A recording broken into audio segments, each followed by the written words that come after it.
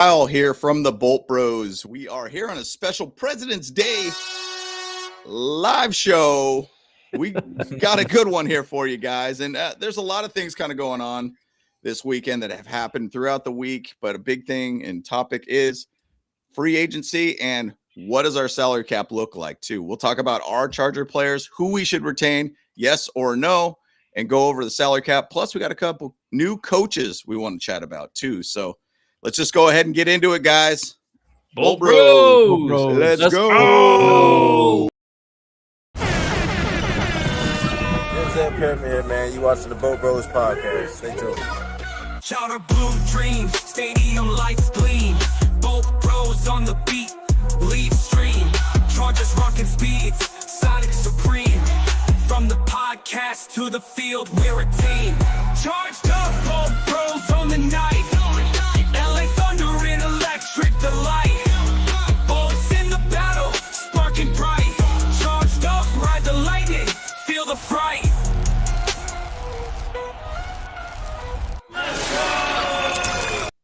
Let's get it. Okay. And, guys, once again, weird time of doing our live. We kind of had a lot of things kind of going on the last weekend, or at least this weekend, Valentine's Day. I was in Los Angeles, all these weird little things, people in town.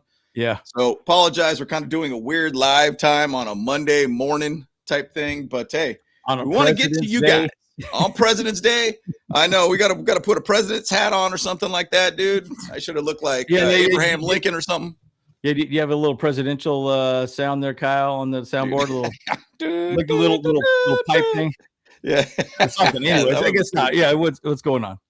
No, it's all good. He's like, I don't have nothing. I don't got nothing for it. Yeah. Nope. I don't got nothing. No deal.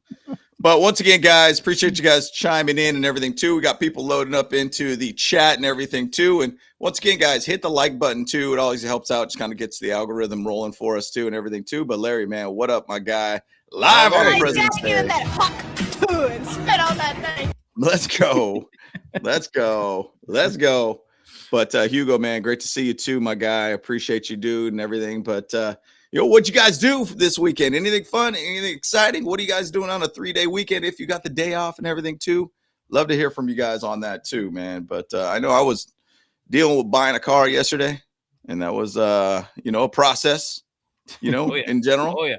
But they give you the old bait and switch. Oh, come back and talk to my manager. We'll work it out. They get you stuck in a room, and my gosh, I wanted this money, and make it happen. Simple as that, dude. Yeah, just make it happen. I'm paying this amount of dollars, and you could shut up after that. Shut up, dude. Nut up or shut up. I don't know. Whatever you want to say. It makes sense. You go either. Whatever. Yeah, whatever. But yep. Tyreek Hill did get released. We got a lot of news today, guys. Plenty of news. Yeah, we just talked about that a little bit before the show. And I mean, obviously, that's kind of, I think, an expected move for the Dolphins. They also released Bradley Chubb, too, which is one that you kind of think a little bit about. Like, he's only 29.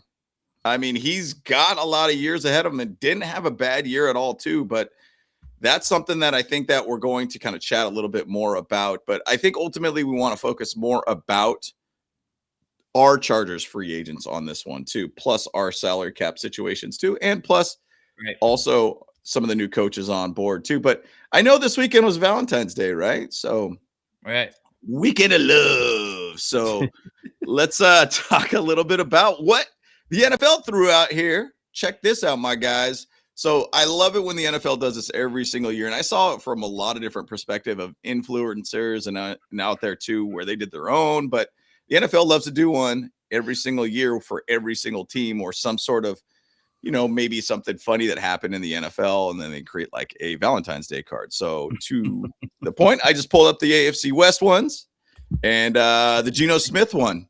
You look like my first overall pick kind of situation. Funny. And, everybody's already out there. Raiders fans are already like, hey, Fernando Mendoza's their guy. He's going to be the dude kind of thing. Yeah. He's going to be the guy. That's right. Oh, yeah. There we go. There it is, baby. Soundboard. Sexy sax man, dude's in the house. It is. That's a good baby making music song right there. That's it. That's it. Man, that's right. Oh, man. But There go it to the is. Chiefs here, dude. The roses are red. You look like heaven. Imagine going from the Super Bowl to 6-11. Yo, That's woo! solid, dude. Let's go. Let's go. Wah. That is so. You know, and the thing about the Chiefs, man, they got a lot of things against them. I mean, especially against like the whole Patrick Mahomes situation there. Is he really going to be healthy? I mean, you blow out your knee and everything too. They say he's going to be there for training camp. I mean, being there is one thing, being healthy is another. And just because you feel like your knee is good to go, you're going to be hesitant on your knee throughout the season. So Yeah. we'll see what happens. Yeah, he might not. I mean, like the rumor is our boy Trey Lance might end up over there. A few other people, right? I mean, you know, it's just interesting. And then this is another one too. Trade for Lamar Jackson to the Raiders. Yeah, I heard about that. And you know, it's pretty interesting. So I wouldn't go for Lamar Jackson. I wouldn't trade a first round pick for that. I mean, boy, that'd fall right into Jesse Mintzer's lap. He'd be hyped on that business right there. Oh yeah. And then you can just go right over to Mendoza. Yeah, that would be a Raider move in my opinion, dude. Like, I mean, that's a Raider move. Like, I'm not saying like Lamar Jackson's a bad quarterback by any means, but dude, like, you kind of have to find a youthful guy that you could kind of work with, a guy that you could basically grow with the head coach. Not saying that Lamar Jackson ain't that dude, but like, he's banged up, dude. He's hurt.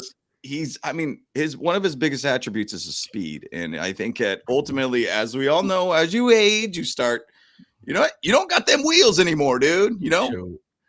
So we'll see what happens there. That's a really odd move all around, but we'll see. We'll see what happens. I think it's going to be interesting, guys. And we'll talk about some of the dates and everything to keep an eye on. That's coming up pretty soon too. For sure. Did want to go over real quick with the other quick Valentine's Day cards. Oh, Justin Herbert, they gave us with a hypothetically, if I were to be your Valentine, you know, Justin Herbert, because there's a lot of hypothetical situations around Justin Herbert. You know, if we had an offensive line, you know, That's right. Yeah. Totally get it. With Bo Nix, I promise this time I'll be there when it matters the most. And him breaking his ankle, I think that's hilarious. Dude, by the way, Sean Payton's getting all kinds of heat because of coming out and basically talking about his degenerate ankle injury thing or whatever, right? I'm like, bro. But hey, here's the thing. Jim Harbaugh always gets banged up for not talking about people's injuries. Mm-hmm. That's exactly why. He doesn't want to be in that heat, man. And good point. Because look, these are people's careers, right? Yep. So now people know that this guy's got an ankle injury or some sort of degenerative ankle business or whatever it's called. So so interesting. You know, I mean, it's a really, really good point to even talk about that because I mean, you know how much Daniel Popper asked him. So tell me about the injury. Like that. It's like, dude, bro, you're gonna get the same answer every single time, dude. Like, come on. He is not gonna tell you one dang thing, dude. Like, come on. Did you watch the live when he said that he read this whole thing off? I am not a doctor. I am not a. It was so funny. And I kept thinking to myself, I'm like, wow, well, at least he's gonna tell him how it is. Like, don't ask me these questions, you know, and I don't know, right? And I'm not gonna tell you. So it's just pretty funny. It's too funny. But ultimately, I think it's pretty funny little thing that NFL does. And they create Valentine's Day cards for pretty much every NFL team out there. So you go on their Facebook. I think their Instagram usually has it on there too. But I think it was pretty funny to see all those Valentine's Day cards. But one thing that's interesting about it, and I know it's extremely early, guys, extremely early in the offseason. Yes, but I thought this was kind of an interesting thing here too. Odds to win the AFC West. I saw something here where it did talk about the Chargers basically being favored to win the AFC West. Now, why? We got a lot of hype around that, but we're winning the offseason, boys. We are going. I've got all of them. But I mean, ultimately, the whole thing about it is you go back to what the Chargers did with a terrible O-line. And they found a way to basically get to 11 wins with a terrible O-line. Now, go back to that hypothetical, you know, Valentine's Day card. Hey, look, if we had a good O-line, we could have been the number one seed in the NFL, like for the AFC side of things. We could have been at that point. So I think the NFL understands that. Now, if you get Rashawn Slater back, Joe Alt back to full health, hey, we're looking good. Now it's the interior O-line that we got to figure out. So yeah, and I would just say this last thing about the O-line is that McDaniel doesn't require a very good O-line, right? The way that they use motion and things like that, it kind of eliminates a bit of the pass rush as well too. So you can have look, remember I did a whole video on the Dolphins. They were not that great either. They had really low PFF scores, but they executed the offense well, right? So there's a difference there. Don't have to be the best. You just have to be good enough. So I think that's telling for all of us. 100%. And I think that's ultimately what we need to be. Don't need to be the best. We just need to be good. We need to be able to do our job, be on your assignments.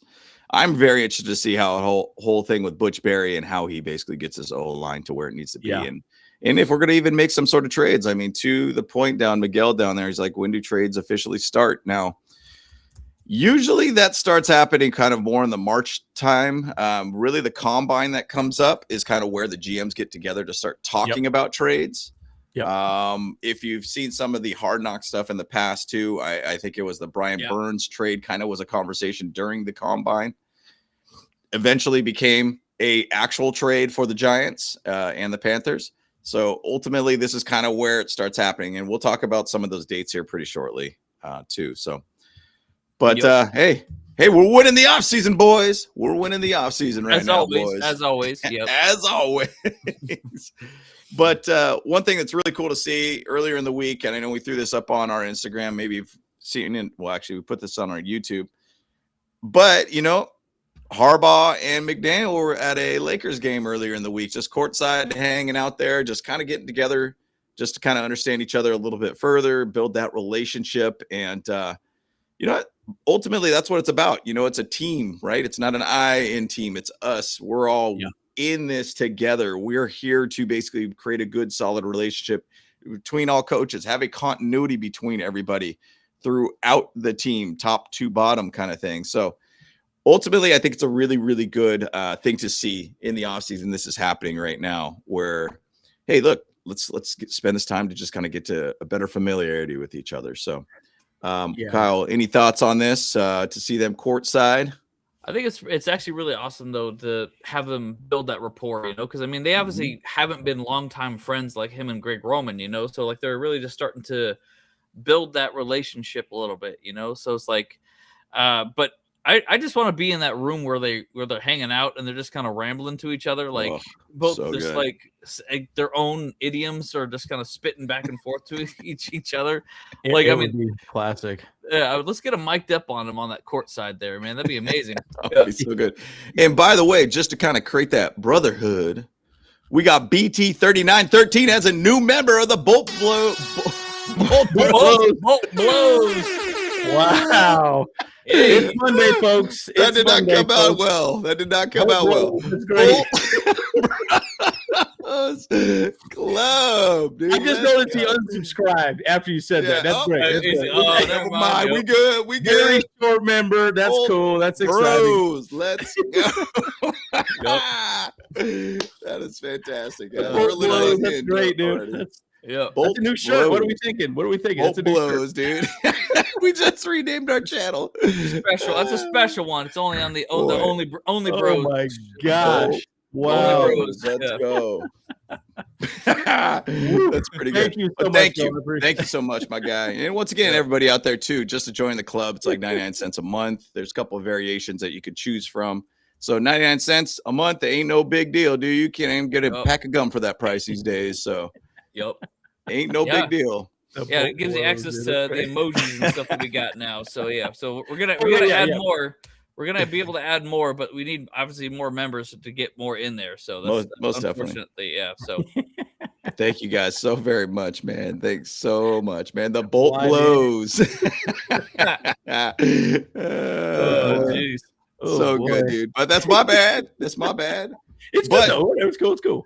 It's cool, man. But we'll just move over to the next little conversation here that the Chargers did end up hiring Western Michigan defensive head coach, just adding to the whole coaches side of things, especially on the defensive side. And we'll talk about one that just recently got announced this morning.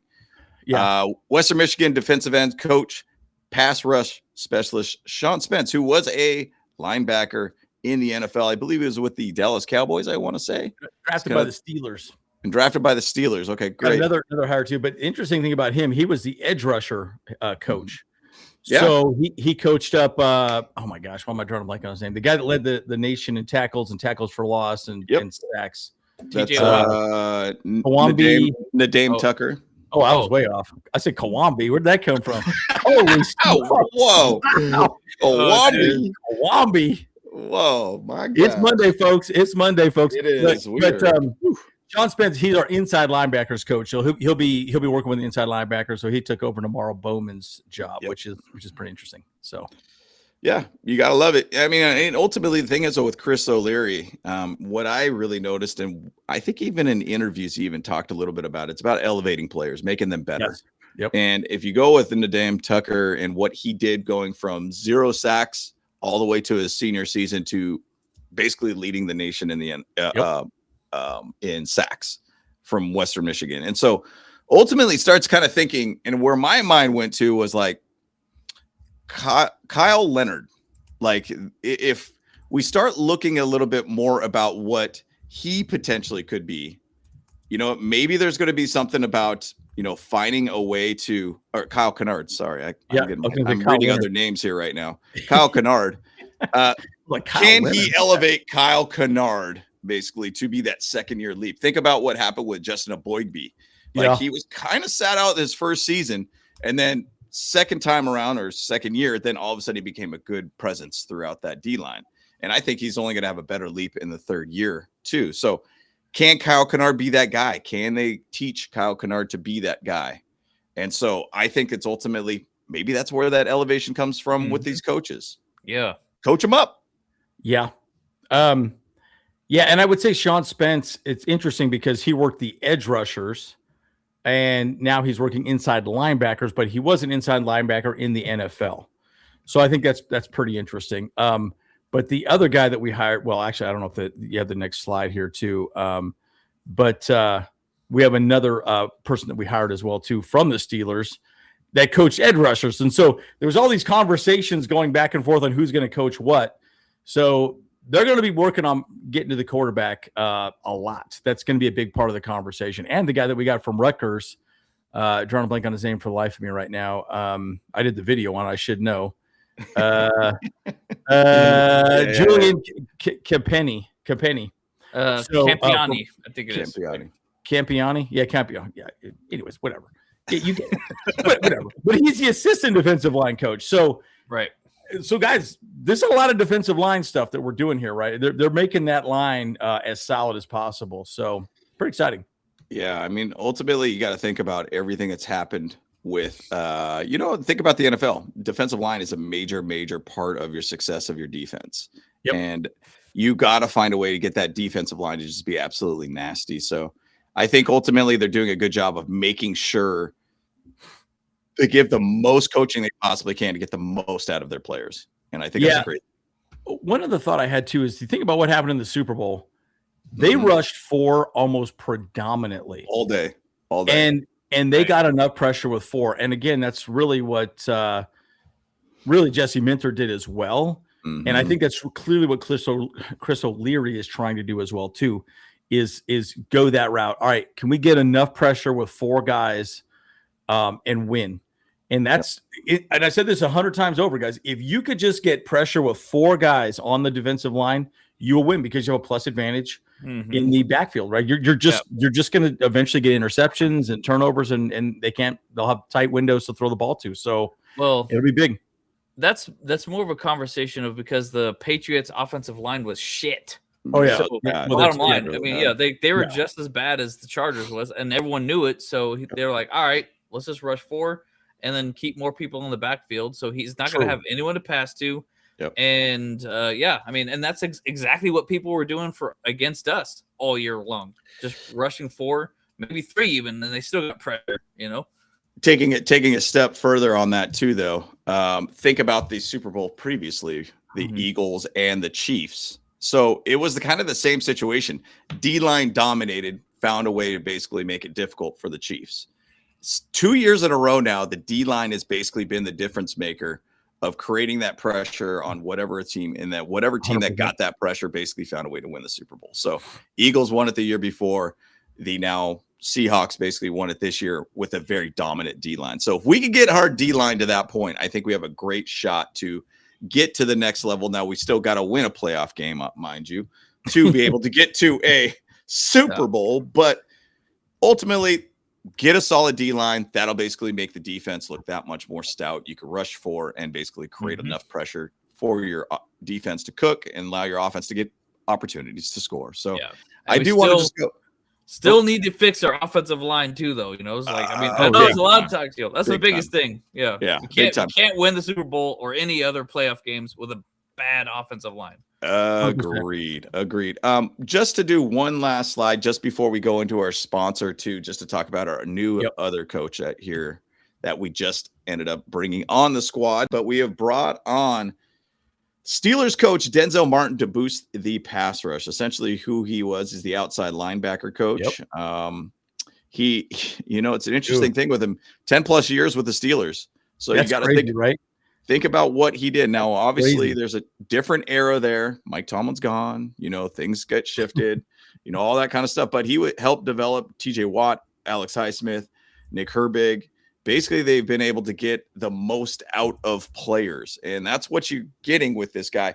What's crazy is that he's going to be an assistant outside linebacker coach from a actual linebacker coach, the linebacker coach for the Steelers.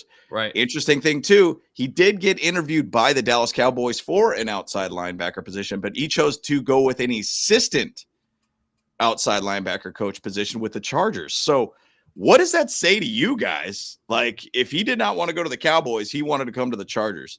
I think that's kind of an interesting thing to come here as an assistant versus he could have been an outside linebacker coach, the outside linebacker coach with the Cowboys. So what say you, Kyle, about that hiring?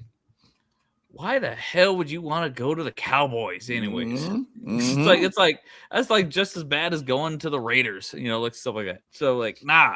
You know, they ain't going anywhere. That we all know they ain't doing nothing, you know. So, I mean, they're good in regular season. Hey, I admit Dak Prescott is a fantastic regular season fantasy quarterback, but he is not the guy to take him there. He's been proven, you know, long since that he is not the guy. But, you know, he knows the score when it comes to the Cowboys. But, hey, but the Chargers are on an upward trend, baby. He's just trying to ride that wave. Let's go, baby. Let's go. That's right. I think to your point, he also probably recognizes that it's the better position for him to be in to be successful. Yep. I think this also tips the fact that we're probably going to get Khalil Mack back, and we probably get Odafe back because he probably wanted to know, all right, we got Tuli. Are we getting Odafe back, and are we getting Khalil Mack back? Because he would look like a rock star if all three of those guys were there, and he worked with. Again, remember Martin's worked with people like TJ Watt, Highsmith, Nick Herbig. Bro, like good players. It's going to be good, man. And so there's a lot to be said about this. So I don't know. I'm excited to see what he can do. I mean, TJ Watt's a freaking stud muffin. I mean, obviously TJ Watt's not coming over, but clearly the guy knows how to coach. So. And I don't remember Highsmith or Nick Herbig being really high picks.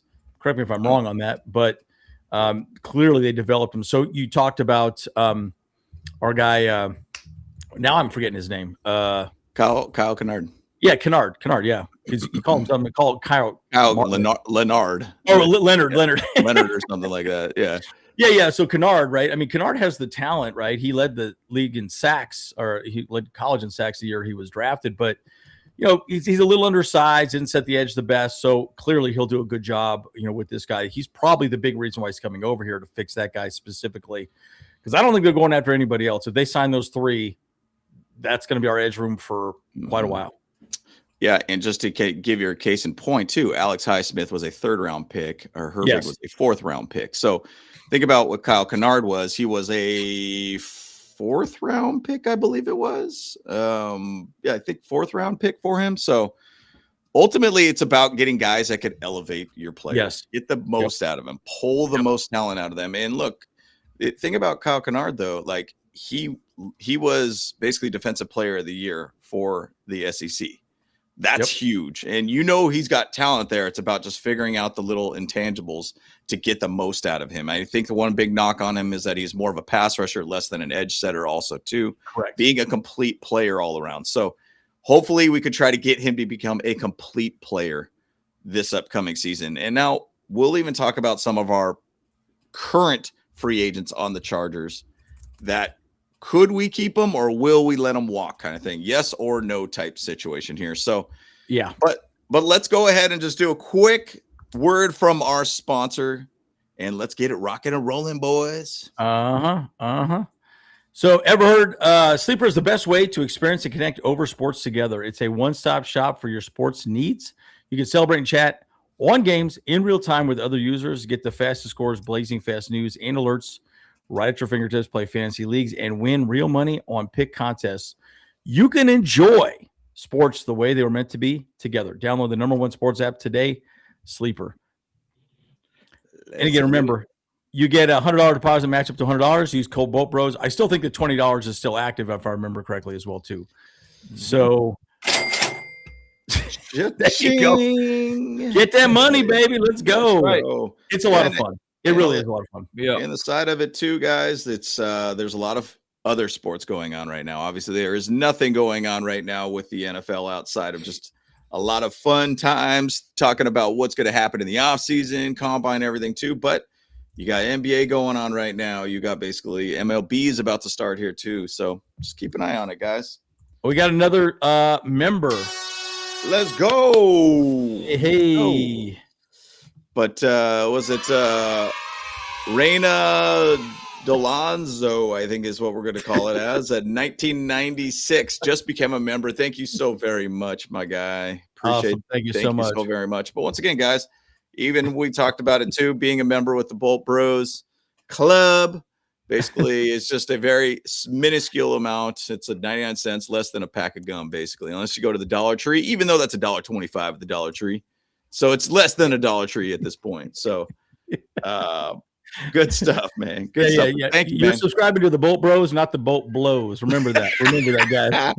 Man, it's like the triple clown, dude. We got a lot of things that we've been talking about around wide here. ends, all that stuff. Wide ends, dude. What happened here? We different. We different, boys. We different. We different. Especially on a Monday, we different, for sure. So that's what we got to do. We got to have a shirt. Bolt Bros, we different. We did. We did that shirt. Bolt Bros, we different. That's a good one. That's a good one. Oh, that's a good shirt right there. Bolt Bros, we different. Let's go. Let's go. Let's go. Let's go. Go, Charlie. Let's go. Let's go. I like that. Bolt Bros, we different. New merch coming. New merch coming. Let's go, baby. I like it. New I merch like it. coming in hot. New merch coming in hot. But just to kind of keep the show rolling here, guys. So talking about important dates coming up, I think this is kind of a fun time of the year because you get to see the new players that are going to be in the draft, which is down the road. But then you also get to see kind of what's going down with a lot of the potential signings, trades, cuts, all those kind of things are happening right now. So that's where basically like these dates make, NFL kind of seem a little bit better all around. Now, I think the days are a little bit off, but at the same side, you got the NFL Combine coming up here, starting on the 23rd. So you're a week away, give or take on that franchise tag deadline. There's already been talks about that too. So March 3rd, March 9th, free agency starts. March 11th is when the new year starts. And that's when contracts could get done and started with the free agents that you decide to sign. You could start negotiating with them on March 9th. Annual league meeting, that's kind of a thing. Just the NFL owners talk about rules, all that nonsense too. But then the NFL draft is April 23rd to 25th. Schedule released May 13th. And then the NFL opener is September 3rd. Obviously, training camp starts in late July too, by the way. Yeah. Too, so pretty much after the schedule release, it gets really dead. Quiet. It gets quiet. We're still gonna be here though. We're gonna be here for y'all. We here. We got another member. Oh, Pappy. Pappy, dude. Let's go. Oh, Pappy. Let's get it. Go. Woo. Pappy, you the man. Like always, my guy. Thank you, Mr. Guy. My joining guy, the Bolt Pappy. Blows. Let's go. Bolt Bros, triple clown. Bolt Bros, we different. We different. we different. That's right. That's right. Let's go, man. Let's go. But once again, there's a lot of little dates that are going to be coming up that will basically make the offseason be very interesting. I love this time of the season where you get to see the rookies, the guys that you fantasize a little bit about, like that guy could be phenomenal on our team. And then you also get guess what? Now we got the confidence again that we're going to win the Super Bowl kind of thing when you start signing your free agents and everything too. So that's right. Building that squad up. Now that's when the Raider fans come out saying, we got to be winning the Super Bowl kind of thing. And you're like, you guys just got to win more than 4 games kind of thing. Ultimately this is the time of the year where confidence gets renewed in your team. And then you're excited about the next season kind of thing. So yeah, for sure. I think it's really fun to look at and everything too. One more slide here too. Going to talk about the Chargers free agents that are currently on the team. And I'm going to say it that way because remember last season, we signed Elijah Molden to a contract extension before free agency started to basically lock him in. So, and we already did it with T.R. Tart, who was a free agent already this year. But these are top free agent destinations. Now, everybody would probably look at this whole chart and say, holy crap, Tyler Linderbaum's going to the Giants. We're screwed kind of thing. Nah, don't do it, man. He would stick with his coach, right? And they also, I think Tyler Linderbaum, they did not actually give him his 5th-year extension to his rookie contract. They didn't. So he could basically kind of move on from this point. It's the same concept that's happening with Zion Johnson, too. He could walk and go wherever he wants at this point. So it's completely up to him. Interesting thing on here too is Odafe Oweh going back to the Ravens, which would be interesting, but you got to think of what Jesse Minter did for him. Yeah. He unlocked Odafe Oweh. Now he's got Chris O'Leary, who was a coach that he did not work with in the past too. So these are things that you kind of look at like, we're going to slap the panic button here, boys, because we're going to lose 2 guys that we really wanted as targets, and we'll see what happens. Yeah, I like this, though. I mean, again, Odafe Oweh said he wants to stay a Charger. He does. So I don't think he wants to leave. I think part of the reason, too, is you got to remember the system works with 3 edge rushers that are working in tandem.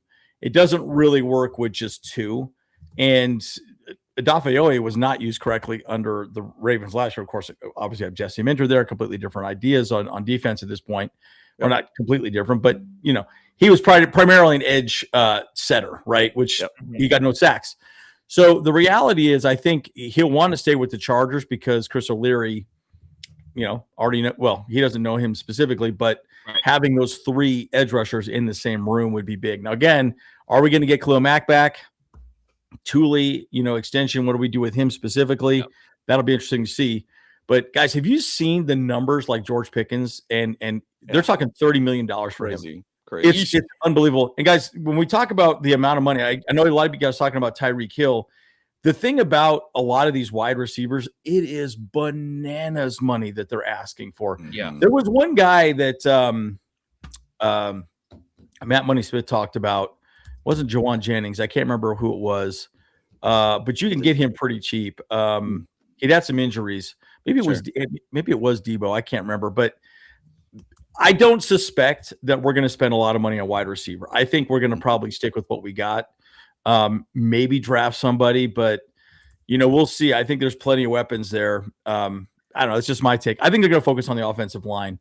So if we spend money, it'll be Linderbaum, in my opinion, in this list, and then obviously Oweh. So, yeah. I was just going to echo what you're saying about with Oweh. It's like it's possible that Oweh might want to stay here because of the room of the other players that he's with. It's sure Jesse Minter unlocked him a little bit, but I mean, I guess the Chargers have the hill to climb to be like, hey, listen, I know you like Jesse Minter a lot, but Chris O'Leary is doing the exact same thing, and you're going to stay close to all these other players.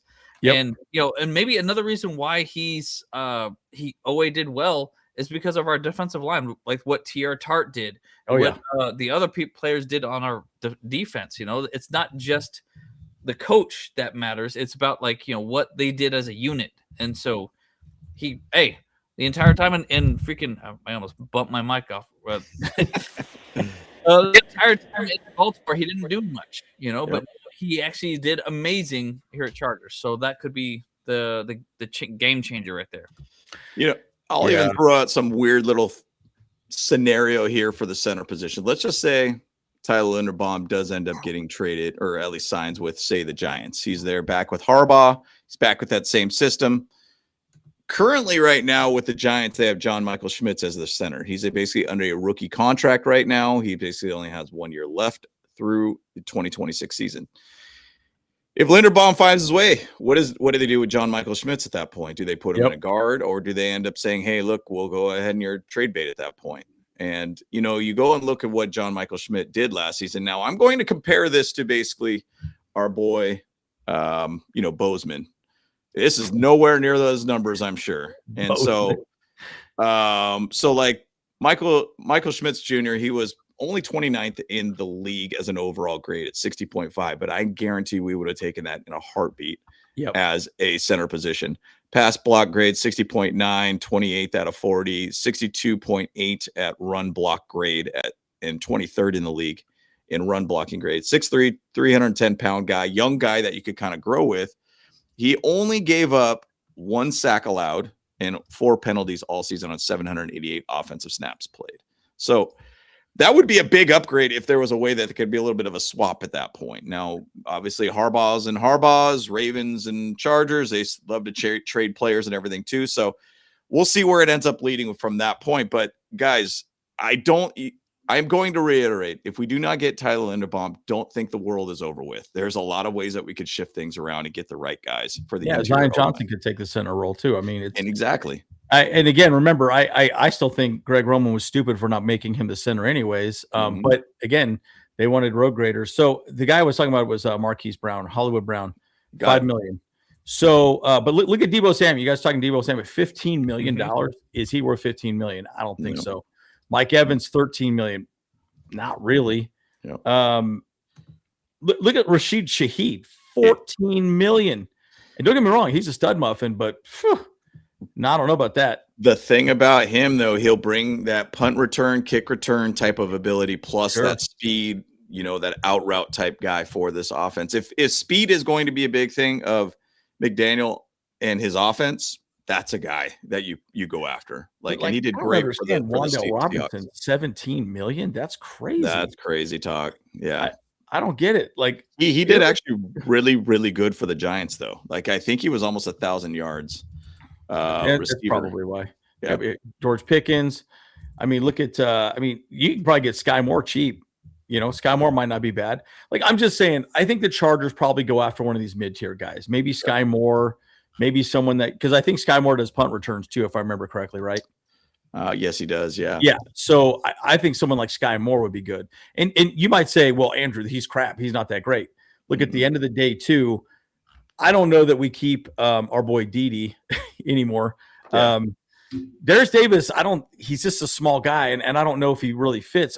Of course, the interesting thing about him is that he's super quick, so he could stretch the field, but you just got to wonder how it's going to be. I'm just saying, look at these freaking contract numbers. It's just crazy. Let me see if I can switch it up. Here we go. Let's just look at this. Look at that. I'm trying to find the resource though, but there is definitely a resource out there about why contracts are so inflated these days. So, because they always whenever they raise the bar on a contract or whatever, that sets the cap, and every single time, it comes to the quarterbacks, when they were doing their cycle, it's okay, Joe Burrow was waiting to get more because to sign the contract because he was waiting for Justin Herbert to get his contract. So then he's going to get higher than Justin Herbert, and it's never about their player ability anymore. It's just about, okay, this is the market price for a tier 1 or tier 2 or tier 3 wide receiver, essentially, So it's that's what you got to pay. And that's it, just it, bottom line. Their agents are they have this whole graph, this chart, whatever, and I'm trying to find it, but I can't pull it up anywhere. Well, I'm going to say it's called inflation, baby. That's why these contracts are getting bloated and they're starting to be higher and higher and higher. And essentially that's kind of go back to the whole thing in the conversation that the NFL is basically letting teams know they get an extra 20-something million dollars on their salary cap this year. And so that money starts going up, and the NFL changes those numbers too to TV contracts, and think about how far and wide the NFL is selling off games now to different networks, how much money they're making at this point, plus also inflation numbers get involved in that. So these numbers are so inflated at this point. I remember when we signed look at this though, Mike Williams at like $27 million. And we're like, oh my gosh, that's kind of crazy to see. I think it was 27 mil on an average per year contract. But it was like, oh my gosh, you signed him for that much. And now you're starting to see a 30 million plus type kind of contracts for these wide receivers. Mm-hmm. George Pickens will probably be a franchise tag for the Colts or for the Cowboys, but he probably will end up being something 35, 40 type million dollar per year type wide receiver the way he's played. Look at these numbers for the center here. 17 million. McGovern. I don't know that we spend that much money for one person for the center, Yeah. I just don't know that we do. Let's see but what I think you kind of have to. You kind of have to at this point. I think the Chargers fan base would absolutely ballistic if we end up going to some weird direction on that. Unless you end up going and getting like Aaron Brewer and you find a way to trade him from the Dolphins, which I don't think they would do something like that. But different coaches at that point. Like this would be our third year if we do not attack the center position. And we would basically probably have the same type of results. Like, I know, I get it. Butch Berry's going to be in different minds, different system. Everything could get the best out of every player. But I mean, you kind of have to at this point for the Chargers. Like, we're strong on 17 millions. That's too much money, man. I mean, I think that's crazy. Now, again, it depends on what he signs for. But look at the running backs. Breece Hall is asking 11 million. Kenneth Walker, I would pay more. I'd pay 11 million for Kenneth Walker for sure. Let's look at the guards real quick, and then we can just move on. I was just kind of curious. Yeah, I mean, look at how much guards are going for now. Woo! Yeah. Oh, look at Zion Johnson. Guys, he's projected for 11 million. And that's crazy. Part of the reason why that is, though, is that he hasn't been hurt. He's always been available. Very available. There's, the best ability is availability, right? So just keep that in mind. So. And just to even look at top contracts currently in the NFL, Creed Humphrey is at 18 million average per year right now.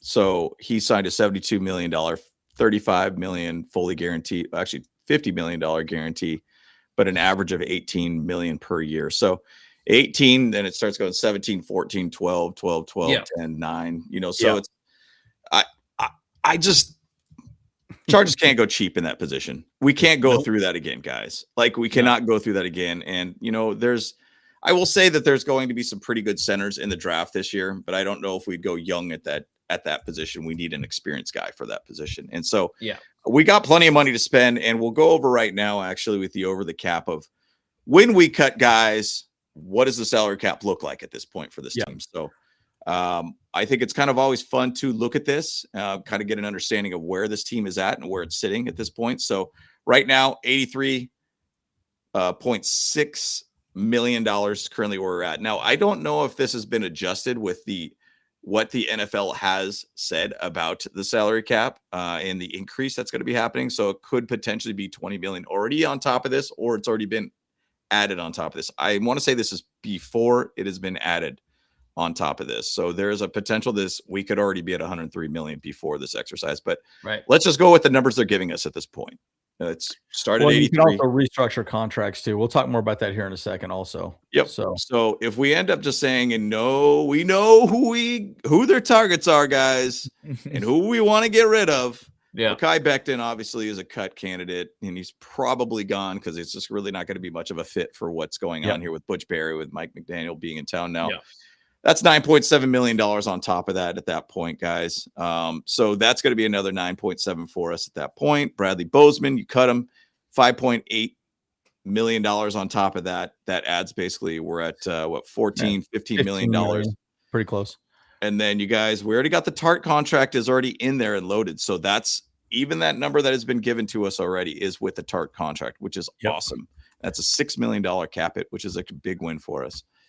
And then Will Dissly, add $4 million on top of that. So $19 million on top of that figure, just for those three guys alone. Now, contract extensions, those are totally different conversations that we could have if they want to make those adjustments. But give or take, you basically could be over $100 million with this team. Easy. Just with those three cuts before restructures, anything like that. it's a very, very quick fix that you could add a good amount of money to go out and sign your guys internally or even externally. So yeah. And this is a good point. McDaniel developed an undrafted center to an all-pro, $25 million on Linderbaum. Like I get what everyone's saying about all of this, and I don't necessarily disagree with you either, right? But I'm just saying, at the end of the day, McDaniel doesn't require ultra amazing offensive linemen, right? You got to remember, smaller, athletic guys. That's why Zion Johnson, I think, is probably going to be re-signed. Most likely, he's a perfect candidate for what really McDaniel likes to do. So interesting. So we'll see how that plays out. So it'll be interesting to see how that plays out. Yeah, just kind of my take. Signing McGovern and veteran guard, keep signing. I think that's exactly what I think too. Mike, you and I are on the same page. That's my take on it. So and somebody even talked about make sure you sign Trevor Penning, and I like Trevor Penning too. I like him too. Yep. Very good. Now it's funny. One other guy that we've even talked a little bit about too is Trey Pipkins, and I don't think anybody's even kind of talked about him at all. He's not even on the team anymore. But I mean, that's one other guy that you could add a little bit to this team if you want to, and he's not even on the active roster at this point. So, where is he going to go? I assume he's going to find his way to the Saints if he does not get signed by the Chargers again. Reason why Brandon Staley's over there. That just kind of makes sense. Just makes sense. You mean you wait? Who's this guy? Booty Stank. Yeah, that's right. That is his name, sir. Yeah. Now you got it right. Now you pronounced it right. Yeah, that's right. Yeah, and Keltenberger.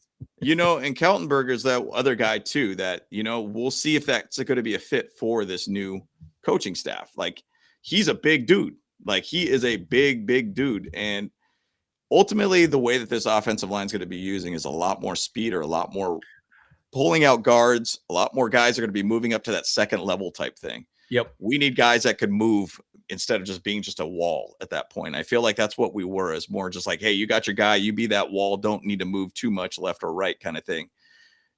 It's a lot of movement. It's a lot of movement that's going to be happening with this O-line. So ultimately it's about trying to find that fit. Yeah. And again, Keltenberger looked pretty good. In fact, I watched quite a few videos on him. His tape looked really good. He did a good job. But he's 6'6". He's a big dude. So he doesn't quite fit the center mold that normally McDaniel uses, but I think he looks fine too. The reality is this, guys, and this is where the conversation becomes interesting.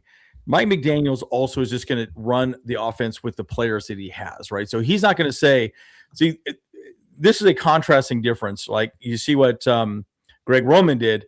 We lost Rashawn Slater in the preseason. Before even a single preseason snap was even happening, we lost him.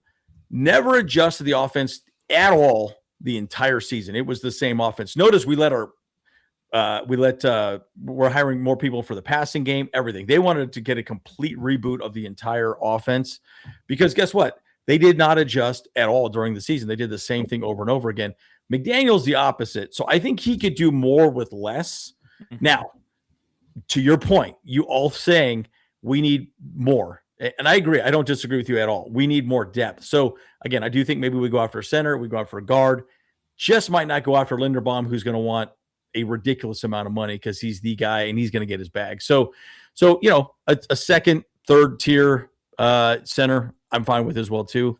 And who knows, Linderbaum might be the guy as well too. So I mean, it'd be interesting to see how it plays out. So I would not be okay with a third tier center. Yeah, no, we just can't have that. Yeah, no. we can't Yeah. have that. Like, no, but at the end of the day, though, you got to remember that, again, they're asking a lot of money. Like a third tier center would be, third tier. I'm saying the best, like Cade Mays from Carolina, or Connor McGovern, or Ethan Pokic from Cleveland's pretty good as well too. I remember him being a really good player as well too. I'm not saying third tier like crappy. I'm saying like not the number one guy, but maybe the third guy on the list, right? Or fourth guy on the list. Okay. So. Yeah, I mean that's different than third. That's different than tiers. Yeah. I mean, that's a rookie. But maybe draft a rookie or a guard. Slide him over again. Like, I still think Zion Johnson can do it, especially in this type of offense, because he's a very physical guy. He likes to get to the second level. So I think he would be a very good center. But that's just my take, and clearly that's McDaniel's thought See, on it. I don't know though too. I mean, Zion Johnson was just as bad as Bozeman was this past year though. So that's my biggest problem. Is that he was doing the same thing that Bozeman was. He was just like not getting his blocks, just running around doing nothing, acting like a turntable over here. So it's like, I don't know. So that's my biggest concern. So, it was his best year though. So which is strange. His best year. Strange. The other thought about that is also a problem then too. Yeah, the other thought though is you could move Bozeman to guard as well, right? Yeah. And you keep Bozeman at guard and not make him center, right? So, anyways, the goose can be cooked a lot of different ways. So I think it'll be very interesting. And again, guys, it's a conversation. We don't have to sit back and agree or disagree 100% on it. Obviously throw your thoughts out there, but I just keep thinking about what Joe Ortiz has done in the past. He never went out and got the number one guy. He got a good guy, maybe a second, third, fourth down the list guy, and got value out of those players, right? So, I mean, good example, Poona Ford. Poona Ford was a nobody. I remember people ripping on us saying, "Oh, Poona Ford sucks balls. He's horrible, blah, blah, blah." Yep. Well, we let him walk, and now he's getting paid $10 million for the Rams, right? And so we could do a lot with less with this coaching staff. I guess that's what I'm getting at, right? Yeah, so, I see what you're saying, yeah. So, Action Dan, let's go, my guy. Get center and free agent draft Banks. Yes, I know Jim Harbaugh had a big smile about him, and ultimately what's going to happen with the draft is whatever gets dictated through the free agency. So wherever we go, let's hope that we get the most value, best player available at 22, or even trade back at that point. If Banks and Loan are late, was it Ione are gone by number 22, trade down. Yes. And agreed. Yeah. And I totally agree with 100%. It's about getting as many young players as you possibly can to fill out this roster. So yes, absolutely, man. I'm right there with you, Action Dan. Now I'm even going to throw a little bit of wrench out there and everybody's ideas of things.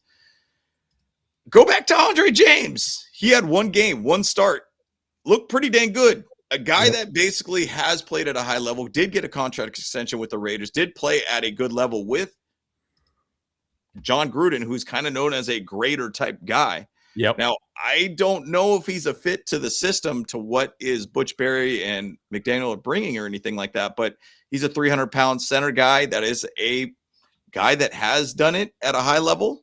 I think that's something you could kind of even throw out there too. I don't know if I'd feel comfortable with Andre James 100% as the center and the starting center, but there are guys out there that could be a fit for us. Aaron Brewer is a perfect example of what can be made out of a player who's undrafted, a guy, a smaller body center that actually is one of the top centers in the league. So we'll see where it ends up going here, guys, but there's a lot of things out there. That's where free agency is going to kind of tell us about how we feel about this interior O-line.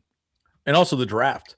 And the draft, exactly. Yeah, because look, part of the here's the thing: if we start picking all these players out in the draft or free agency, we're not going to need to go after a center in the draft. We'll say, okay, cool, we got Linderbaum, we got whether we let Bozeman walk, who knows, right? I do think Mike McDaniel's going to look at it from a lot of different angles, so it'll be interesting. And again, so these are just thoughts, right? And again, everyone just share whatever you think is great. Yep. And whatever you think is correct, right? And some people say let Mack walk, all the above.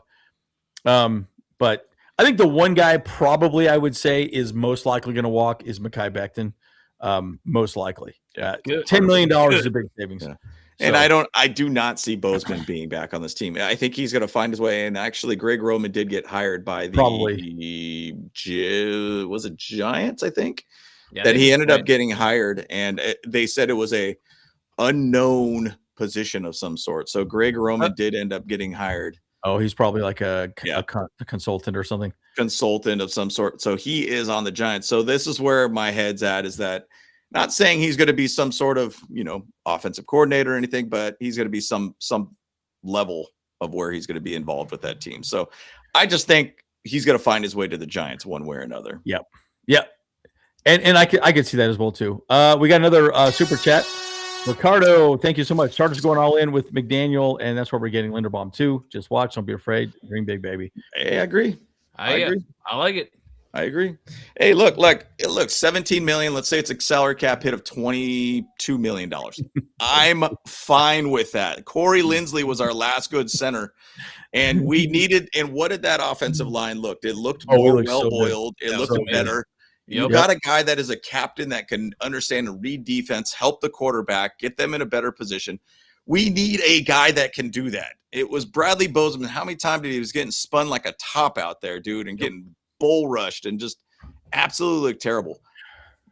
Got it. We need somebody at that position. Right. That is, if you look at an arch, that is basically that middle rock to basically hold that O-line. That is what it's all about. The cornerstone. The keystone, bro. Or the keystone. Excuse me. I always say cornerstone for some reason. Keystone of the whole situation here. Yeah. So we need to have that keystone on that O-line, period. Mm-hmm. We have two absolutely elite tackles. Yep. Get that interior fixed. We can't go a third year with a bad interior O-line. Sorry. So I guess Greg Roman hired as a senior offensive assistant is what Jayhawk and Charger says. Okay. There you go. This is kind of what I'm getting at too. McDaniel, quick pass scheme makes O-line look better. That was the whole point. And remember that slide. I could dig through it and get the slide that the offensive line for the Dolphins were ranked right with the Chargers on PFF scores.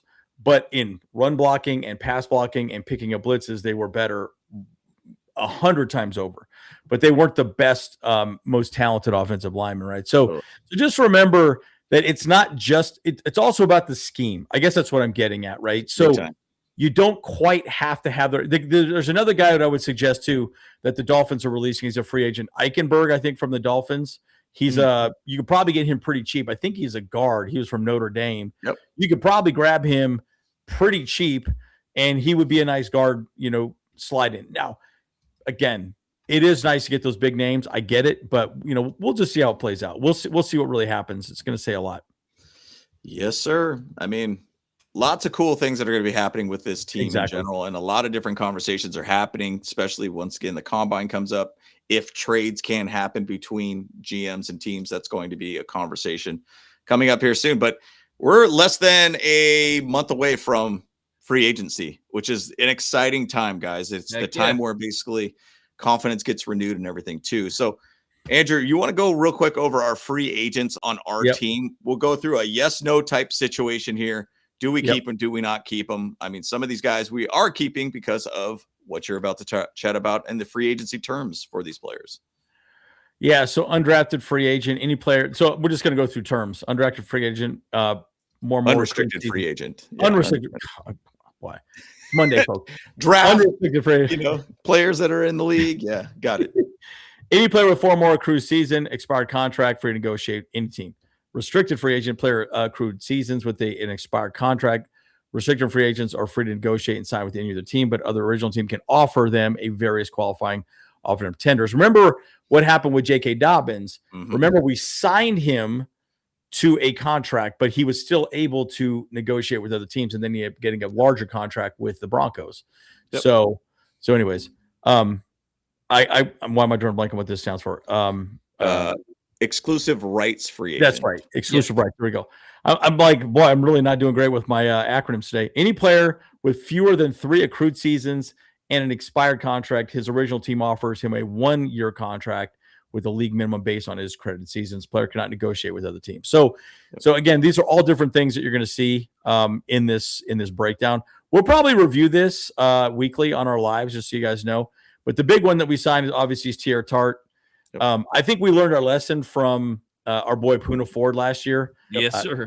Don't let him walk, right? So, and he got a good contract, guys. I mean, he really got a good contract. It wasn't bad at all. So I guess the big question. All right, guys, in the chat and here, yes or no, Keenan Allen.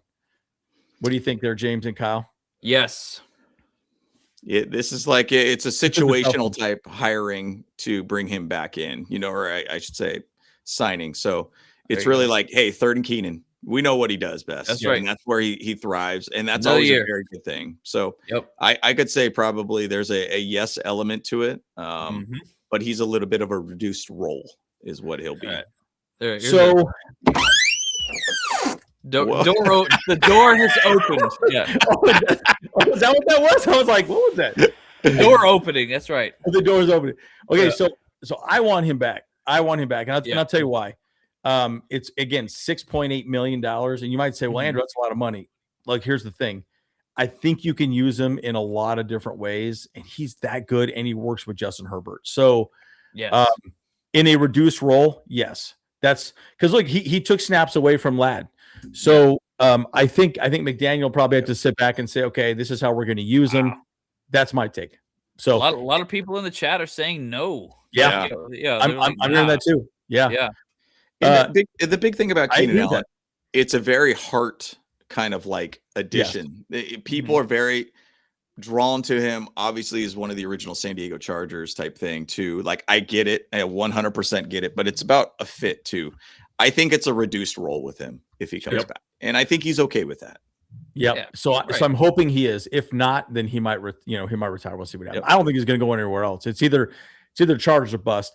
I will say this: it is telling that he was with Ladd at the Super Bowl. The Radio Row and everything like that. So I'm assuming he'll be back, but they're probably just trying to figure out how much they'll pay him. And guys, if he's only doing maybe 20 snaps a game, that's a no-brainer. That's a freaking no-brainer, guys. Like who cares? Because guys, guess what? Wide receivers get injured. Last year, we had 0 injuries on the wide receiver side. You want as many good wide receivers as possible. And that also means that this year we don't have to draft a wide receiver. We could just say, no, we got what we need and we should be good. So anyway, just a take on it. Tyler Conklin. What are we thinking about Tyler Conklin? Yes, no. Nah. Shut the door. That was funny. I was like, what? I was like, what's that noise? No on Conklin. James, what do you think? What do you think, chat, as well? Conklin, and go back to his little follies that he had last season. It's just a tough thing. Maybe it was the system was too difficult for him or anything. I just don't know. I where my head's at is I think a little bit what the Dolphins did with last year with what's his dang tight end? He was the Raider tight end. He came back unretired. Retired. Darren Waller. Oh, yeah. And how they brought him back, and really, he was a great red zone target. Now, I don't think Tyler Conklin is a red zone target per se. I think that Aronde Gadsden's going to thrive with McDaniel, but I just don't know if it's going to be a fit. Now, if we get rid of Will Dissly, now we're really thin in this whole tight end position here. That's where I feel like you go after a Darren Waller and bring him in, pair him with Aronde Gadsden. That is really, really good. So, I'm going to let him walk. Yeah, we were talking about that in a little bit in the chat. Darren Waller would be an amazing pickup for us right now. And by the way, like I looked at our salary composition. We're like paying dirt cheap for tight ends right now. So we should totally like go up with that. And like Waller would be amazing. Yep. I think let me take a look at that real quick. I can look at on the tight ends here. And think about this in this connection. Darren Waller originally was with the Ravens, who also, once again, you go and say Ortiz was there again. So it's like, it kind of just makes sense. If the guy wants to go for another season, hey, pay him $4 or $5 million. You would have 2 very good tight ends at that point that fit extremely well for what this, next level of offense is going to be. So take a guess on how much Waller is asking for. I thought it was about $4 to $5 million. 3.2 million. Okay. Yes. Conklin's at 3.3. So double done. Yeah. So Waller would be better for sure. Yeah. So that's good. Plus, again, I like that. So all right. So let's look. Okay, Deshaun Hand. Yes. I'm a big yes on this one, dude. Deshaun Hand. Yeah, definitely. I'm down for it. Yep. Door is open, baby. Let's sign that check, boy. Let's go. Those sound effects are kind of tripping me. I was like, whoa, what is that? I was just trying to think of how much money he gets. What do you guys think about Deshaun Hand in the chat? Let me just try and pull up how much money he's looking to get potentially. Last year, he signed a 1 year, $2.35 million. Yeah. Let's say if it goes to a $3.5 million with us, I'm okay with that. And how about you make it even a fully guaranteed, $4 million, like kind of thing. I'm good with that. 100% good with that. I would love to have Deshaun Hand back. Okay, here. Let me just see what it says here.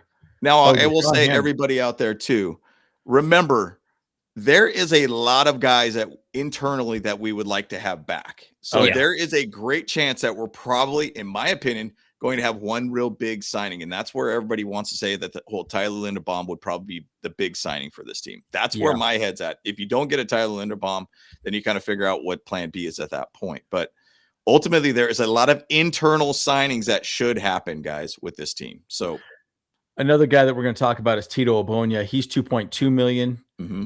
I like him coming back. Love Deshaun Hand is looking like 3.9. Cool. So exactly little higher, but I like him as well. Yep. Okay, so next we got Josh Harris. Now, the thing about Josh Harris, man, I'm a big yes with him, but he had that big injury, and he was just banged up all season, so he couldn't play. So again, I think it's going to be the question of best ability is availability, whether he can come back. He came back halfway in the season. He's getting older too, though. Yeah, that's the biggest problem. I don't want to slam the door in his face, but I do want to shut the door in his face. You know, it's like, look, man, it's about time. You know, like he's been amazing though for us for special teams, 100%. So, I mean, he's a great player, but it's just time for him to kind of hang it up. You know, that's what I'm thinking. 36 years old and be 37 in April. Is it kind of that time where it's just like, hey, look, age is settling in at that point? I mean, the guy is an absolute great player. I loved watching him in training camp, throwing the ball to fans and everything too. And he's great. He's a really good dude in that side of things too. But, you know, this might be a time of a shifting to where we have to find a new guy. Yeah. Mm-hmm. Yeah, so he turned 37.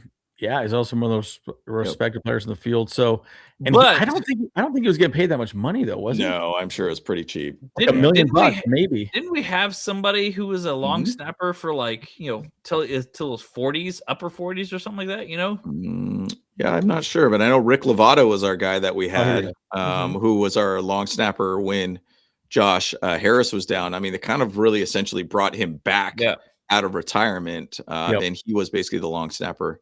Before that point, a 2-time Super Bowl champion guy to a guy that, you know, did it extremely well with us. I mean, I would say there's sometimes that some of those snaps are a little high from what I remember, but you know, we'll see what ends up happening here with, and Hugo, man, I'm older than Josh Harris too, so it is always funny when they're like, oh man, a 30-year-old running back, he's over the hill, he should be retired, kind of thing, and you're like, oh boy, 30 at 30. At 30? Goodness gracious. Come on now. Hey, man. So he's getting paid 1.4 mil. Yeah. I mean, look, at the same time, too, it's like, I mean, he is cheap. You know, it's a cheap position, you know. Like, if he feels that he's able to play, like, why not keep that continuity, I suppose. Agreed. Yeah. Yep. So the next question is running back. Yes, that was it, Chris. Yeah. That's right. David Ben, that was it. Yeah. David Ben. Najee Harris. What do we think about Najee Harris? Oh, my gosh. This is an interesting one, guys. Dude, all right. So my talk is yes. My talk. Wow. Golly, guys. Me talk about Najee Harris. Talk about Najee Harris. Wow. Yeah. Yowzers. We the both blows today. I tell you what. Okay. So I'm a yes on Najee. Now I want to hear your thoughts, bros. Yeah, I'm definitely opening the door for him. Yeah. Opening. Okay. That was opening. Yeah, because here's the thing. It's like, look, obviously we didn't get to see anything out of him this past year. Yeah. So it's like, I mean, we need to see something out of him. And unfortunately, though, I mean, my biggest question is, does he want to continue to play with us? Because good point, the Chargers curse may have been his undoing here. You know, like he's literally, you know, 0 injuries the past couple of years, and then comes here, gets his eyes blown out, then he gets a freaking another injury. You're like, nah, dude. Yeah. But hey, I'm willing to give him another shot here. But at the same side, though, too, it's like, you know, we might not even keep him because freaking Vidal did amazing, Hampton did amazing. So I don't know. Yeah, I mean, so and everybody in the comments are talking about Achilles injuries are not going to be the same for the player. True. Like that is true. He will be 28 years old. People in the chat saying, "Oh, he's too old." 28. Okay, stop saying that, dude. 28.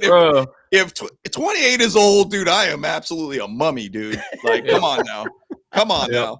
You are a mummy, though. Yeah, I'm a mummy over here. We young mummies. Young mummies over here, dude. Come on now. Shoot. But you know, look, getting off an Achilles injury for a position that is required for you to have explosiveness off of your feet, be able to move, shuck and jive, all these different things. It's one of those things that, like, it makes me hesitate to bring a player back. Now, would I bring him back to say, hey, look, Najee, we want you back, but you're kind of in a reduced role to get that Achilles injury ready to go. Maybe a second half type of year type thing to where maybe you feel more comfortable about him in the second half of the season.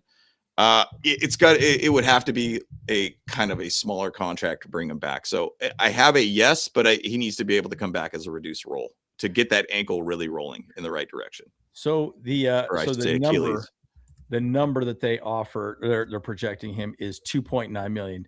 Okay, right yes. underneath that 100%. is Austin Eckler at 2.8. Yep, I would definitely take Najee at that price for sure. J.K. Dobbins 2.5. I would rather take Najee at 2.9, but again, Kenneth Walker's big money. But that's my point. Look at how the numbers have dwindled. Breece Hall 10.3. He's the top. Kenneth Walker just won a Super Bowl. He's at 9 million. Yep. And they arguably take more damage than any other position in the NFL. They just get their asses whooped, right? Because they're just always making it happen. They hit every time they have the ball. And then another guy that might be good though is Brian Robinson from the Niners. So anyway, there's lots to talk about on that one. Maybe we can do a whole. Okay, how about Bobby Hart? This one's interesting. This one's an interesting one. Thing is, though, he works up and down the line. I mean, he could be a very cheap signing too, guy that would basically pulled off the streets essentially to be on this team. And it sometimes looked really good. Like sometimes looked really good. Now, you think about the system now. 6'4", 334-pound guy. Does that fit the system now? Possibly not. So ultimately, I don't mind him for a little bit of depth, but now that's where the Trevor Penning conversation comes in. Do you think Trevor Penning or Bobby Hart kind of maybe as a potential swing tackle? I mean, boy, I would say no. Penning, by the way, take a guess on what Penning is projected. 4 million. 9.8. That seems a little high. That seems a little high. That seems a bit high for him. So shutting the door. Man, what do you guys think in the chat? Bobby Hart got heart. That's right. He does. He does, and he's a little older. I think he's what was he 30 something? I was looking at him at he currently is 31. He'll be 32 when the season starts. So another one is Hassan Haskins. Good special teams player. Not really as a running back. He's a special teams kind of guy, in my opinion. Good for blocking, but this would be a special teams signing if it happened. But sure, I don't really look at him as a running back. Period. Yeah, he hasn't quite done it, and he would be super cheap. I mean, you get him. He get him for cheap. I would say no on Haskins. I'd say no. What do you think, Kyle? For me, the only connection that I might see here is if Harbaugh likes him still, because he was a Michigan guy. Yeah. So if they have a good enough rapport going back and forth or whatever, that might be what keeps him here. But other than that, though, I just don't know. I mean, and here's the thing though too is like you said, special teams guy. Like, do we keep Darius Davis? I mean, I'm sure that one's coming up here. If we don't keep him, then maybe we should keep Haskins. That's my my story on that one. Sure. Yeah. And we talked about Andre James. I think you bring him back. You bring him back. You can bring him back cheap. Yeah, 100%. Like yep. Keep the door open for him. Here you go, buddy. We got a contract here for you. Here you go. Yeah. Andre James. Okay. Projection 1.2 mil. Yeah. Done. Oh, yeah. 100%. Done. Give him 2 million. Give him 3. How about that? Yeah. Call him up right now. Call him up. Come on. Yep. We want you back, big dog. Let's go. It's like, we'll give you 2. Give me 2. Yeah. So I like Andre James as well too for depth. I mean, just for depth, right? At the end of the day, bring him back. Why not? Yep. Tony Jefferson. 100%. Unk is coming back. Yep. Yeah, 100%. I think that's a yep. Let's see what he's projected at. Let's see here it goes. Is he gonna resign? Resign or resign? Yeah. Okay, so take a guess on what they're projecting him as. 3.5 mil. 3.9. Hey, I was almost there, boys. But I'll say this: the number one is Kobe Bryant, 14 mil. Jeez. So he's pretty down the list. But dude, he's done such a great job. I think one more year with him. That's my take. What do you guys think in the chat? Yep. Mike Green said yes. Yes on Unk. Yes on Unk. Unk, 1,000%. Yep. I like him a lot. Yeah. I think he wants to stay with the Chargers, and he appreciates being with the Chargers. And you know, he's a perfect example of a guy that takes a year off from football and gets his body right, and then comes back and is just completely a different player. He's back to where he was. And there was a lot of years where he was just kind of with the Cardinals and just wasn't really that guy, and he couldn't be that player. And I think you just take that 1 year off, really get that body right. Like, there's a side of me where I think about Mike Williams. He took that year off, signed with us, and then he's like, hey man, like my body's not right. Like, I would not be surprised to see Mike Williams come back this season.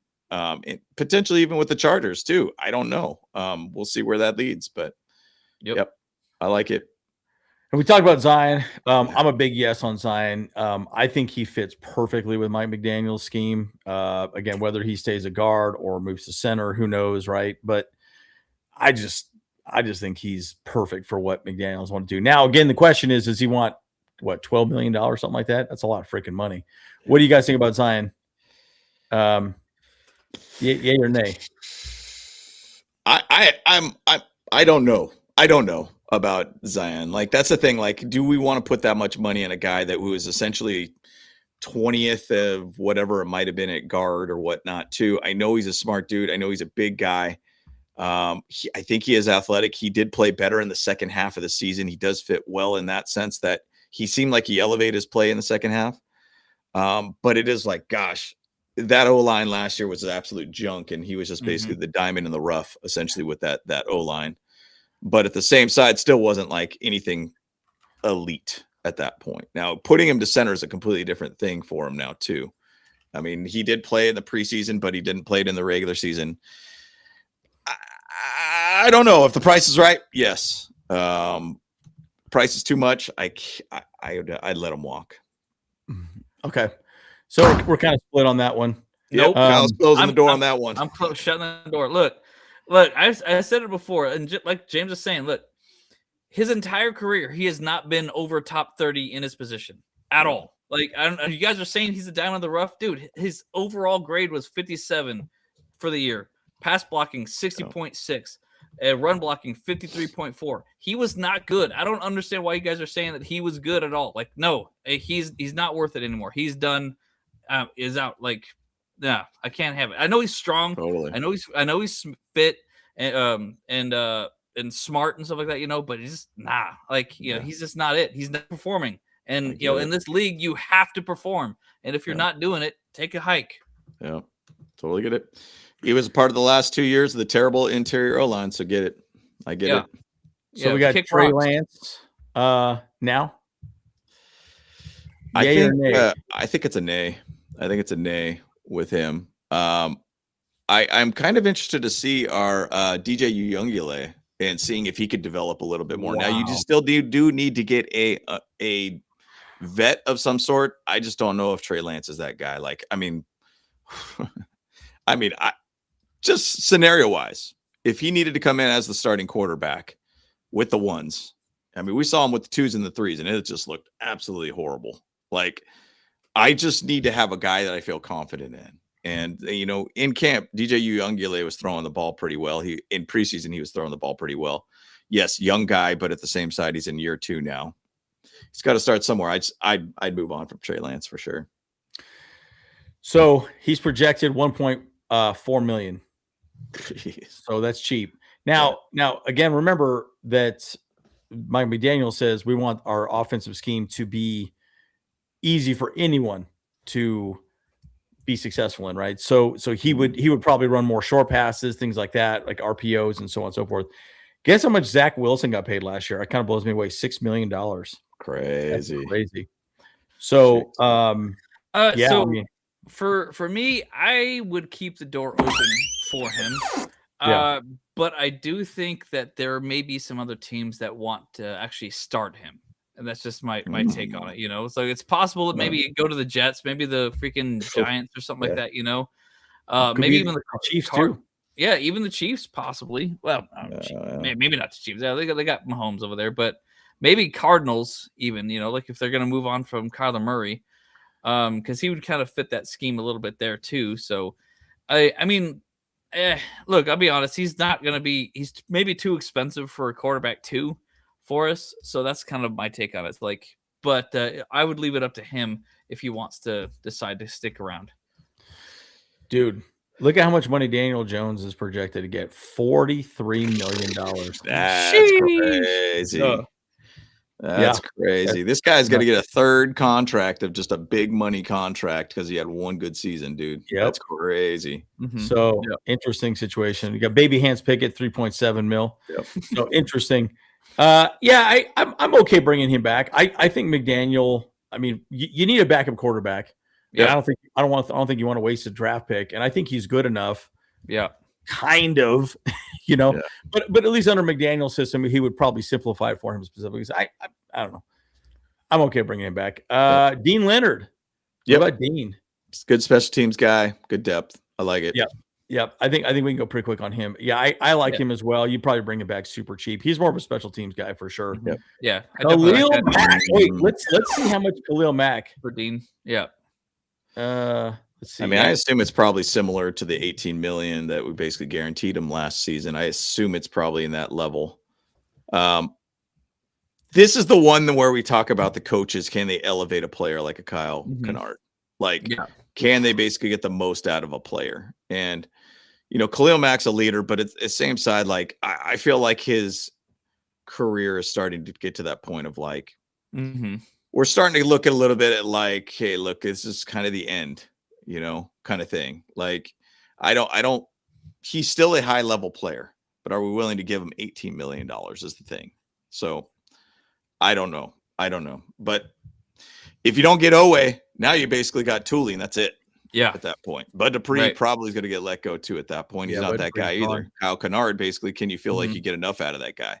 Right. So it's kind of like if you don't get one, you got to get the other kind of thing. But it really becomes to his heart. Does he want to continue to keep playing in the NFL? Mm-hmm. So we'll talk about Owe here in a second, but Owe is projected 19.3 million. Mack is 18.4. So right there. Yeah. So they're both about so again, that's the big question. So I think there's a lot to be said about that. Kyle Van Noy, remember we used to have him 3.5. Yeah. But just so you know, the number one guy is Trey Hendrickson, 25 mil. Wow. So it's pretty he's big. in his 30s too. So yeah. Yep. Yeah. Tito Bunya, we already talked about Tito. I definitely feel like we should keep Mack though, for sure. I think so too. Yeah. And Tito, you could probably get him cheap. I think he was like a couple million. Now we got it off of Owe. So I would say Owe and then Mack, and then you got to make a decision. But man, the question is, could you bring somebody else in? You can get maybe Joseph Osei from, I don't know, it's still $9 million. Leonard Floyd's asking 8.9. Crazy. Sheesh. Well, and then Bradley Chubb just got let go from the Dolphins too. So you start thinking about that. And then you also have to think about the draft if you want to go younger at that point too. Good edge rushers in this draft, yeah. A lot of good edge rushers in this draft too. And I mean, case in point with even Chris O'Leary with Western Michigan and basically elevating Nadeem Tucker, who could potentially be a fourth or fifth round type pick for us too. So I mean, it's kind of those things that you're like, hey, look, you can go younger. Now, the thing about Owe, to me, is more critical than the Khalil Mack pickup, in my opinion, because then you have two young guys at the edge. Khalil Mack is like the cherry on top, in my opinion. Yeah. If you decide to go with them, you get basically two young guys with Owe and Tuli. Let them grow together and let them be players together. I think they basically fit extremely well to for the long term for this team. Yeah. So I would say you need to find a way to get Owe back. Yep. Yeah. Yep. I think he's the number one. Open that door. Yeah. Yeah. For sure. Okay, Trevor Penning, we already talked about him. 9.8 million. Crazy.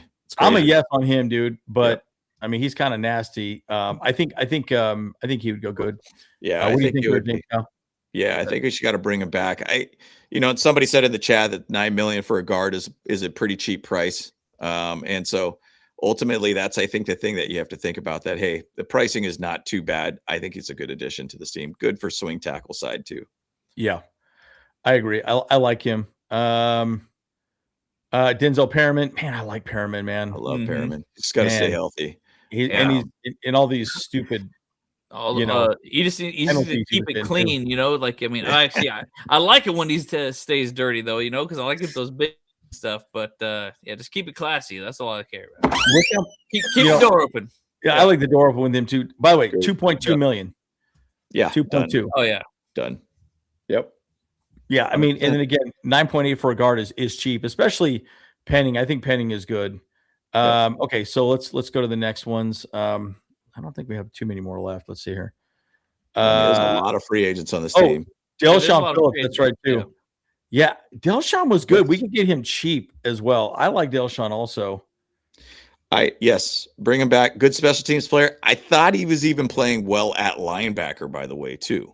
So adding that depth of more linebacker addition with Delshon, I think Daiyan Henley was actually pretty stoked to have him out on the field with him too. So I think he should definitely come back for sure. Yeah, you could get him cheap. I don't even see a number for him. He's probably getting like hardly anything. So I like him coming back again, even as a depth piece, guys. Just a depth piece, good signing. All pro honors. I think he had 352 special teams pass and special teams sacks. So I like him. What was your thought on that, Kyle? Door open on him or not? Oh, dang! Wow. Jeez. Well, I'm moving on to the next one here that already on. This one for sure. Oh no. What about Delshon Phillips? Sure, why not? So. Shoot. I hit the wrong button. Honestly, I have to say that we got a lot of free agents. We can save some of these for later. We don't have to talk about them all right now. So, so we can have a ton. Yeah, save some for next week. I think because we're already at 125 here on our show, and we're already well over time here. So, yeah, most definitely. And the thing is, though, there's a lot of things that are going to happen here very shortly, guys. I mean, the thing is, though, the free agency market is heating up. There's going to be my last little thoughts here on this too, if you guys want to roll it. But ultimately, there's a lot of internal candidates here, and I've said it already on the live stream too. I said, hey, look, guys, we have probably, my opinion, one big splash signing because there's so many guys internally that we need to sign if we're going to keep them and keep them as internal candidates, or at least keep them rolling with the new coaching staff. So ultimately, hey, there's a lot of guys on this team that we need to bring back, and I'm excited to see where this team ends up going here. So less than a month away from free agency, so I'm excited about it. Yeah, I'm a big fan. I think the team has pretty much everything we need. You want to bring back people that did well, and you bring them back cheap. You bring back an inexpensive contract. Like a good example, Keenan Allen. You could bring him back pretty cheap. If he signs a cheap contract, he's worth coming back. He's only gonna play maybe 20 snaps a game. Pretty simple. He's a veteran. He's a good locker room guy. That's awesome. So I think a large part of the conversation is going to really be bringing people back with a contract-friendly type of contract for these Chargers. I think that's where it's going to really boil down. Because most of these people are going to be set, but the big money needs to go to Afe Owe, maybe Khalil Mack, and then a center in free agency, and then from there you could probably restructure some contracts as well too. I think I saw something that said something like $30-some million can be restructured pretty easily for the Chargers at this point. So if they really wanted more money, they can even do that as well too. So that'll be interesting. Right. I mean, we could even restructure Justin Herbert's contract and pay him up front and take back like $20 million this year. So if we need to, Yeah. Yep. Well, last little thoughts at all, Kyle? Yeah, man. I mean, it's interesting to see how many coaches we've been picking up. I didn't think that we were going to get so many different, have so many different coaches changes, I guess, but it makes sense though, because we got a whole new defensive coordinator, whole new offensive coordinator. So they're going to want to bring in their guys. And so a lot of the other staff underneath them is going to have a big old shakeup and stuff. So I'm excited though, to see what we can produce with this upcoming team. And hey, man, we got a lot of money to make some big changes and to keep some players that we need. So we'll keep you guys updated. Let's get it, man. Yep, absolutely. All right, guys, we're the Bolt Bros. We'll see you guys in the next one. Bolt Bros. Let's go. Hey, what's what's up? Cameron Dick here watching Bolt Bros podcast. Let's go. Charged up, Bolt Bros on the night. LA Thunder in electric delight. Bolts in the battle, sparking bright. Charged up, ride the lightning, feel the fright.